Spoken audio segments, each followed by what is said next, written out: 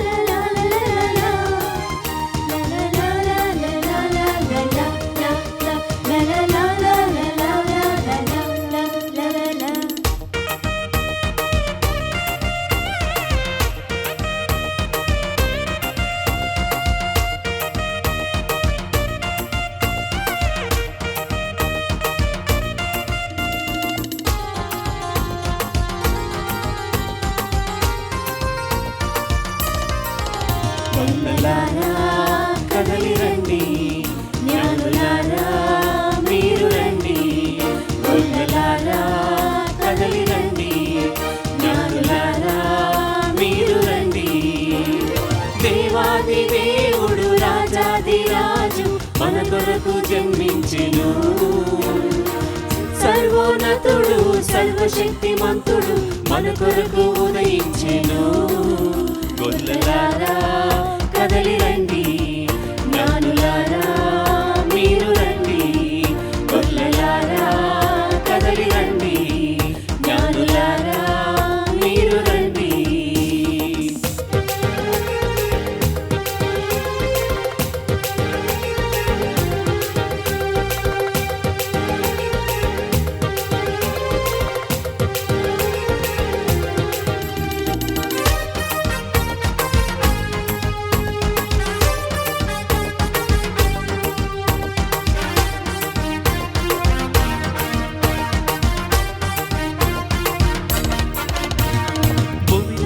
మానవాళి రక్షణకై పాపము బావే విమోచకుడై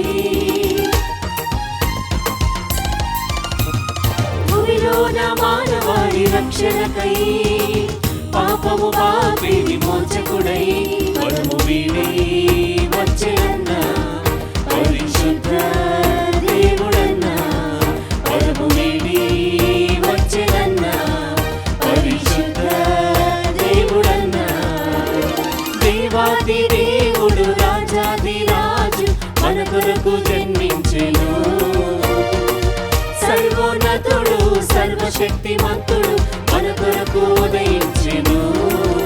గొల్లలారా కదలి రండి, జ్ఞానులారా మీరు రండి. గొల్లలారా కదలి రండి, జ్ఞానులారా మీరు రండి.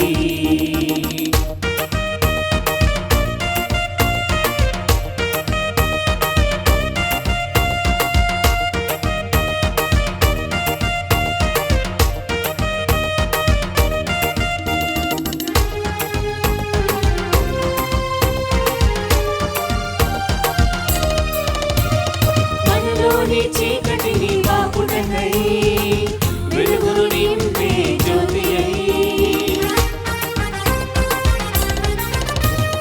మనలోని చీకటిని బాపుటకై వెలుగును నింపే జ్యోతి అయి. వరము వీడి వచ్చెనన్న పరిశుద్ధ దేవుడన్న. వరము వీడి వచ్చెనన్న పరిశుద్ధ దేవుడు రాజాది రాజు మన కొరకు జన్మించెను. సర్వోన్నతుడు సర్వశక్తిమంతుడు మన కొరకు ఉదయించెను. గొల్లలారా కదలి రండి,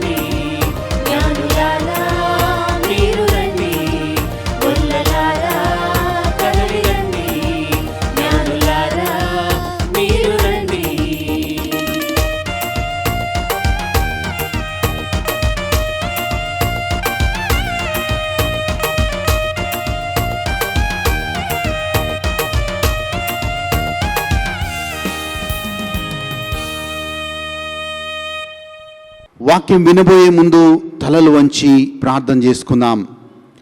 మమ్మల్ని మిక్కిలిగా ప్రేమించు మా తండ్రి, సర్వోన్నతుడవు, సర్వాధికారివి, సర్వమునకు మూలమైన కర్తవు ప్రభువా, ఈ గొప్ప పండుగని మేము జరుపుకుంటూ ఉండగా మీ సందేశాన్ని మాకు ఇవ్వమని యేసు నామములో అడుగుచున్నాము తండ్రి. Amen, amen.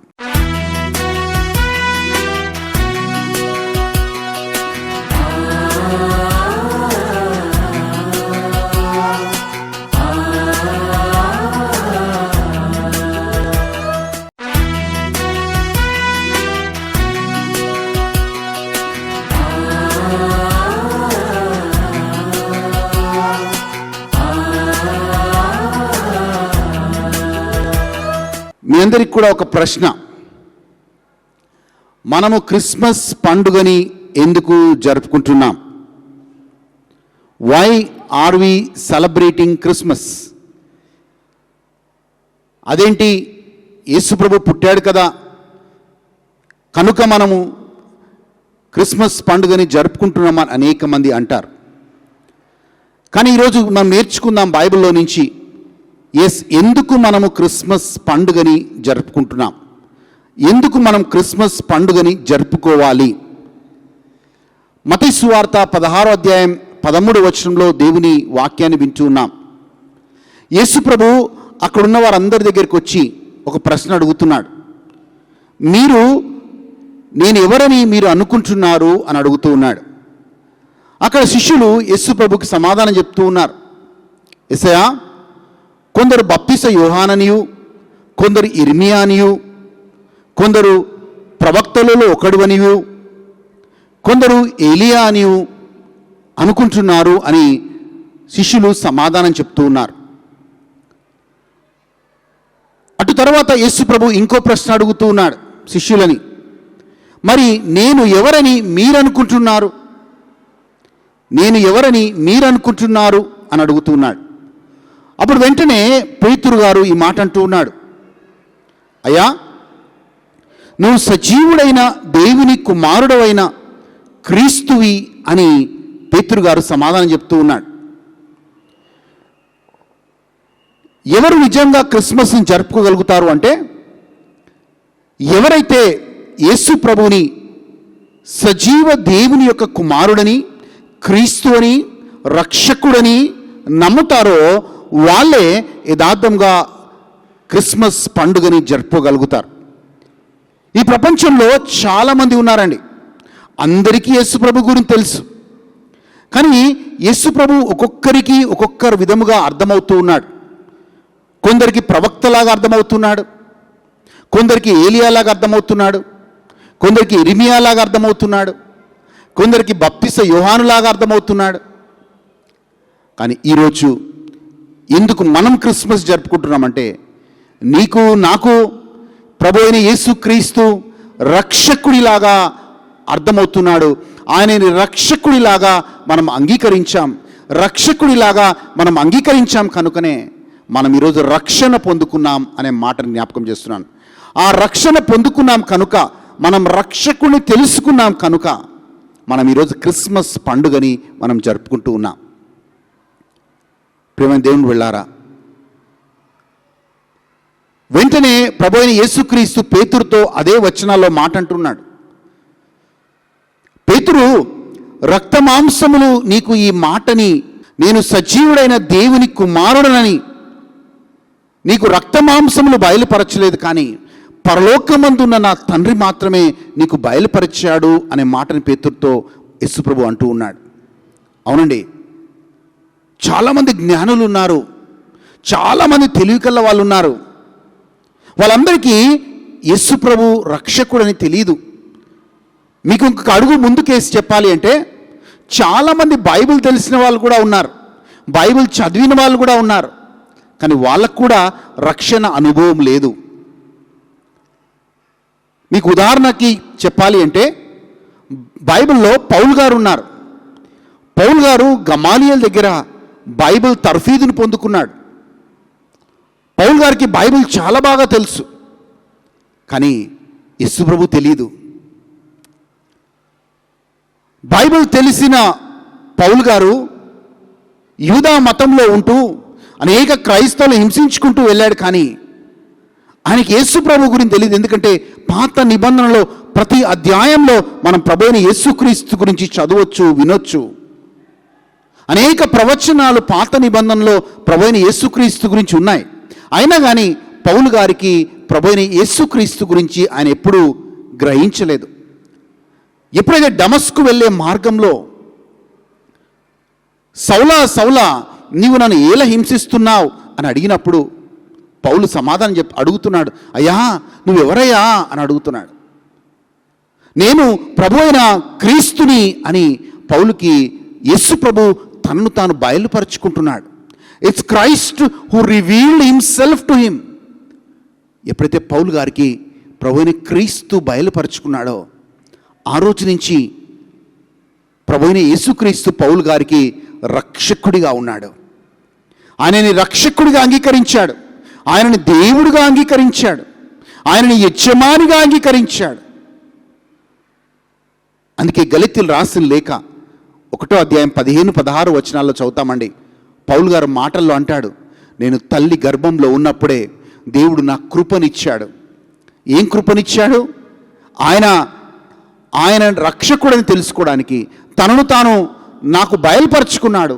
అన్య జనములలో స్వార్థని చెప్పడానికి, నన్ను ఎన్నిక చేసుకోవడానికి తన కృపనిచ్చి తనను తాను అంటే ప్రభు అయిన యేసుక్రీస్తుని నాకు బయలుపరుచుకున్నాడు అనే మాటను చెప్తా ఉన్నాడు.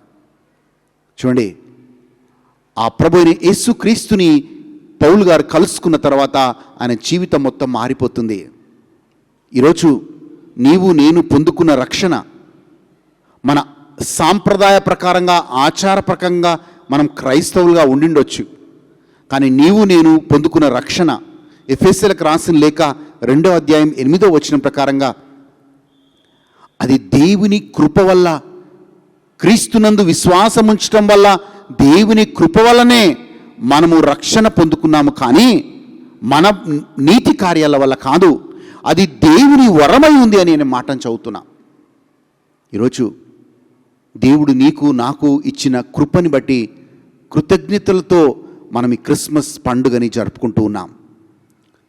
అవును ప్రభువా, రక్త మాంసములు మాకు యేసు ప్రభు సజీవుడైన దేవుని కుమారుడిని బయలుపరచలేదు, కానీ తండ్రి మాకు ప్రభు అయిన యేసుక్రీస్తు సజీవుడైన దేవుని కుమారుడిని బయలుపరిచాడు. నీకు నాకు ప్రభు అయిన యేసుక్రీస్తు రక్షకుడని బయలుపరచబడ్డాడు. కాబట్టి ఆ రక్షకుడిని కలిగి ఉన్నాం. కాబట్టి ఈరోజు మనం క్రిస్మస్ని జరుపుకుంటూ ఉన్నాం.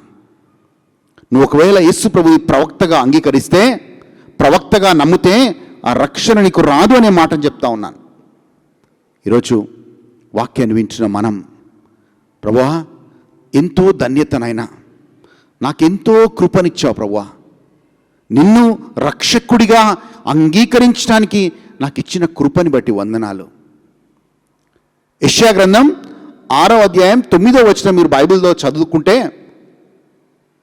ఆ మాట, అక్కడ ఒక ప్రవక్త మాట రాస్తాడు, అనేకులు విందురు కానీ వాళ్ళు గ్రహించలేరు, అనేకులు చూతురు కానీ వాళ్ళు తెలుసుకొనలేరు. అంటే అనేకులకి సువార్త వెళ్తూ ఉంది, కానీ వాళ్ళకి అర్థం కావడం లేదు. అనేకులు ప్రతి క్రిస్మస్ని చూస్తూ ఉన్నారు, సంవత్సరం తర్వాత సంవత్సరాన్ని, కానీ ఆ క్రిస్మస్ పండుగల్లో ఉన్న ఔన్నత్యాన్ని చాలామంది అర్థం చేసుకోలేకపోతున్నారు. కానీ దేవుడికి స్తోత్రం, ఈరోజు నీకు నాకు దేవుడు కృపనిచ్చాడు. ఆ కృప ఏంటంటే రక్షకుణ్ణి తెలుసుకునే కృప, రక్షకుణ్ణి కలిగి ఉండే కృప, రక్షకుడితో నడిచే కృప. ఆ రక్షకుడి ద్వారా వచ్చిన రక్షణలో ఉన్న ఆనందాన్ని అనుభవించే కృప. ఆ కృపని పొందుకున్నాం కాబట్టే ఈరోజు మనం క్రిస్మస్ పండుగని మనం జరుపుకుంటున్నాం. ప్రియమైన వాళ్ళారా, ఈరోజు దేవుడికి ఎంతగానో మనం రుణపడి ఉన్నాం, ఎంతగానో మనం కృతజ్ఞతలు తెలియచేయాలి. ఒకవైపు యేసు ప్రభు అన్నాడు పేతురుతో, నా తండ్రి నీకు బయలుపరిచాడు అన్నాడు. అదే పౌలు గారు మన కొరింథీయులు రాసిన లేఖలో 12వ అధ్యాయం 2వ వచనంలో ఈ మాట అంటూ ఉన్నాడు. పరిశుద్ధాత్మ దేవుని వల్ల తప్ప ఎవరు కూడా యేసు ప్రభువుని దేవుడు రక్షకుడు అని గుర్తించలేరంట. అంటే ఆ కాలంలో పేతురు గారికి తండ్రి బయలుపరిచాడు. మనమున్న ఈ పరిశుద్ధాత్మ దేవుని కాలంలో పరిశుద్ధాత్మ దేవుడు మనందరినీ కూడా యేసు ప్రభు అని రక్షకుడని తెలుసుకోవడానికి పరిశుద్ధాత్మ దేవుడు మనందరికీ సహాయం చేస్తూ ఉన్నాడు. ఈ క్రిస్మస్ పండుగ సందర్భంగా 2 విషయాలు మనము జాగ్రత్తగా విందాం. ఒకటి, మీరు రక్షణలో ఉన్నట్లయితే మీ రక్షణని స్థిరపరచుకుందాం. అంటే మన విశ్వాసంలో మనం ఉన్నట్లయితే ఆ విశ్వాసాన్ని కొనసాగిద్దాం. ఆ విశ్వాసాన్ని కోల్పోకుండా ఎన్ని శ్రమలు వచ్చినా, ఎన్ని బాధలు వచ్చినా, ఎన్ని ఎదురు దెబ్బలు కలిగినా మనము మన విశ్వాసాన్ని కాపాడుకొని మనం ముందుకు వెళ్తాం. రెండవది, ఒకవేళ రక్షణ లేని వారు అయితే ఇది అనుకూల సమయం, ఇది దేవుని సమయం. బైబిల్ చెప్తుంది, రోమీయులకు రాసిన లేఖ 10వ అధ్యాయం 12-13 వచనాల్లో, ఎవరైతే యేసు ప్రభువుని రక్షకుడిగా అంగీకరించి ఆయన మరణించాడు, ఆయన తిరిగి పునరుత్థానమై లేచాడు అని నమ్ముతారో వాళ్ళకి దేవుడు రక్షణ ఇస్తాడు అనే మాట రాయబడ్డది. ఈరోజు ఆ చిన్న ప్రార్థన నువ్వు చేసుకున్నట్లయితే నువ్వు రక్షణలోకి వస్తావు. ప్రభువైన యేసుక్రీస్తు నా కోసం మరణించాడు, ప్రభువైన యేసుక్రీస్తు నా కోసం రక్తం కార్చాడు, ప్రభువైన యేసుక్రీస్తు 3వ రోజు పునరుత్థానమై లేచాడు అని మనము నోటితో ఒప్పుకొని హృదయంలో విశ్వసించినట్లయితే మనమందరం కూడా రక్షణ పొందుకుంటామనే మాట రోమీయులకు రాసిన లేఖ 10వ అధ్యాయంలో ఉంది. మీరు రక్షణలో ఉంటే ఆ రక్షణను బట్టి దేవుడికి వందనాలు తెలియచేద్దాం. ఎందుకంటే అది దేవుడు నీకు నాకు ఇచ్చిన కృప. కృతజ్ఞతతో ప్రభువా నాకు ఈ గొప్ప అవకాశం ఇచ్చినందుకు, గొప్ప కృపనిచ్చినందుకు నీకు వందనాలని చెప్దాం. రెండవదిగా, రక్షణ లేని వారి కొరకు మనం ప్రార్థన చేద్దాం. మరొకసారి మీ అందరికీ కూడా క్రిస్మస్ శుభాకాంక్షలు తెలియచేస్తూ, క్రీస్తు వెలుగు మీ కుటుంబాల్లో నిత్యము ప్రకాశించాలని ఆశిస్తూ ప్రార్థిస్తూ, ఎందుకంటే ఎప్పుడైతే ఆ యొక్క క్రీస్తు వెలుగు మన కుటుంబాల్లో ప్రకాశిస్తుందో అంధకారం వెళ్ళిపోతుంది. యేసు ప్రభువు అంటాడు యోహాను సువార్త 12వ అధ్యాయంలో 36వ వచనంలో, నేనే ఈ లోకానికి వెలుగు. ఆ వెలుగు ఈ సందర్భంగా ప్రకాశించునుగాక. యూదులందరూ కూడా హనుకా అనే గొప్ప పండుగను జరుపుకుంటారు. హనుకా అంటే అది వెలుగు పండుగ. It's a festival of lights. ఈరోజు మనమందరము కూడా ఆ క్రీస్తు ఈ లోకానికి వెలుగుగా వచ్చాడు. ఆ వెలుగుగా వచ్చిన క్రీస్తు ప్రతి కుటుంబంలో అంధకారాన్ని తొలగించటం. అంధకారం అంటే పాపము, అంధకారం అంటే బంధకము, అంధకారము అంటే మనము లోక ఆచారాల పద్ధతిగా మనము జీవించటం. ఆ అంధకారంలో వెలుగు ప్రకాశించినప్పుడు మనము క్రీస్తుని వెలుగుని కలిగి ఉంటాం. అందుకే 1 పేతురు 2వ అధ్యాయం 9వ వచనం పలుకుతుంది, నిన్ను చీకటి నుంచి తన ఆశ్చర్యకరమైన వెలుగులోకి దేవుడు పిలిచాడు అనే మాట. మనం అంధకారంలో ఉన్నాం, పాపంలో ఉన్నాం, దేవుడు తెలియకుండా ఉన్నాం. కానీ దేవుడు ఆ చీకటి నుంచి ఆ ఆశ్చర్యకరమైన వెలుగులోకి నిన్ను నన్ను పిలిచాడు. ఎందుకు అంటే మనము ఆయన గుణాతిశయములను ప్రచురము చేయటానికి దేవుడు నిన్ను నన్ను ఏర్పరచుకున్నాడు. అందుకే మనల్ని ఏమంటే దేవుడు తన సొంత ప్రజలు అంటున్నాడు. దేవుడు నిన్ను నన్ను ఏమంటున్నాడంటే తన సొత్తైన ప్రజలు అంటున్నాడు. నిన్ను నన్ను దేవుడు ఏమన్నంటే రాజరికపు గురుకులము అంటున్నాడు. దేవుడికి స్తోత్రం. చూడండి ఎంత ఉన్నతముగా దేవుడు నిన్ను చూస్తున్నాడు. మనం ఆయన సొంత ప్రజలమంట, ఆయన సొత్తైన ప్రజలము అంట, ఆయన రాజరికపు గురుకులము అంట. ఎందుకు అంటే చీకటి నుంచి ఆశ్చర్యకరమైన తన వెలుగులోకి దేవుడు పిలిచాడు. ఈరోజు ఈ గొప్ప పండుగని మనం జరుపుకుంటున్నాం. ఈ ప్రోగ్రాం చూస్తున్న వారు, ఈ వాక్యం వింటున్న వారి గృహాల్లో, వాళ్ళ హృదయాల్లో, వాళ్ళ జీవితాల్లో క్రీస్తు వెలుగు ప్రకాశించునుగాక. రక్షకుడిని నువ్వు కలిగి ఉందువుగాక. రక్షణ నీవు నీ కుటుంబము రక్షణ పొందుకుందురుగాక.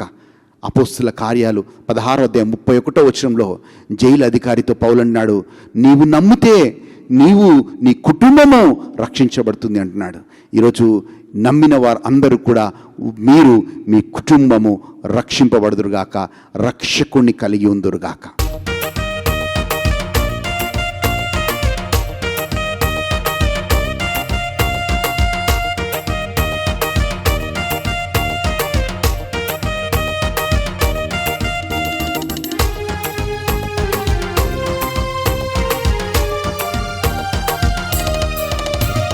మనలోని చీకటిని బాపుటకై వెలుగును నింపే జ్యోతి అయి,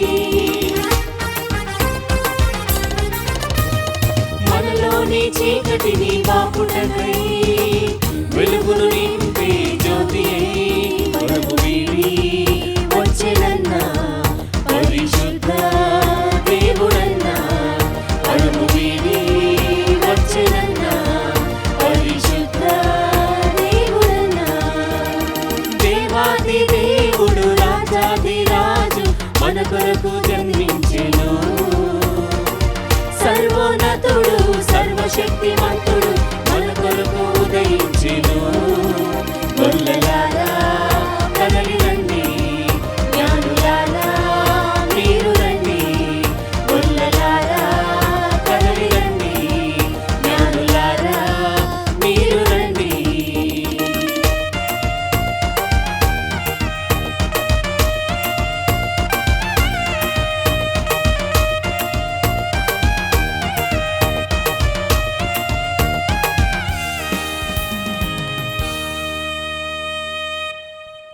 తలలు వంచి ప్రార్థన చేసుకుందాం. మమ్మల్ని మికిలిగా ప్రేమించు మా తండ్రి, కృపా సత్య సంపూర్ణుడవు ప్రభువా, మాకు రక్షణ ఇవ్వడానికి మీ పరలోక మహిమను వదిలిపెట్టి ఈ భూలోకానికి నన్ను వెతుక్కుంటూ వచ్చావు ప్రభువా. నా కృపనిచ్చావు ప్రభువా నిన్ను తెలుసుకోవడానికి, నా కృపనిచ్చావు ప్రభువా నీ రక్షణ కలిగి ఉండడానికి. ప్రభువా, నీ వెలుగు మా కుటుంబాల్లో ప్రకాశించునుగాక. క్యాన్సర్తో బాధపడుతున్న వారు ఉన్నారు ప్రభువా, వాళ్ళని దర్శించమని ప్రార్థిస్తున్నాం. అప్పు సమస్యలతో ఉన్నవారు ఉన్నారు ప్రభువా, వాళ్ళని దర్శించమని ప్రార్థిస్తున్నాం. కుటుంబంలో శాంతి సమాధానం లేని వారు ఉన్నారు ప్రభువా, వాళ్ళని దర్శించమని ప్రార్థిస్తున్నాం. నైనా ఈ క్రిస్మస్ పండుగ వాళ్ళ జీవితాల్లో ఆనందము సంతోషంతో వాళ్ళ కుటుంబం నింపబడే కృప చూపమని యేసు నామంలో అడిగి వేడుకుంటున్నాము తండ్రి.